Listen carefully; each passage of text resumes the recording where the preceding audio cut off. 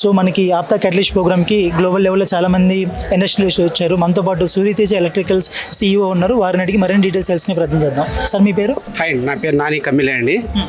Actually ఇది ఆప్తా నేను third time వచ్చాను. 2 times ఆల్రెడీ చేశాను. ఇది థర్డ్ టైం ప్రోగ్రామ్ వచ్చాను.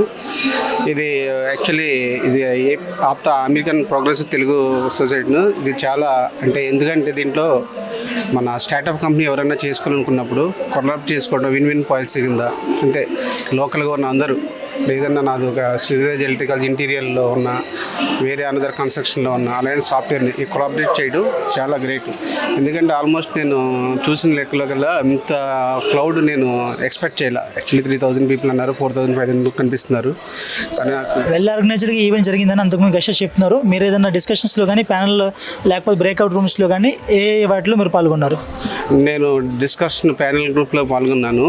అయితే నేను చూసిన ఇక్కడికి నేను ఎక్స్పెక్టేషన్ కన్నా డబల్ వచ్చారండి. యాక్చువల్లీ మార్నింగ్ నుంచి ఈవినింగ్ వరకు యాక్చువల్లీ క్లౌడ్ ఇది మాత్రం తగ్గలేదు. అవుట్ సైడ్ పార్కింగ్ కూడా మేము ఎక్స్పెక్టేషన్లో చూసిన దగ్గర చాలా బాగా జరిగింది.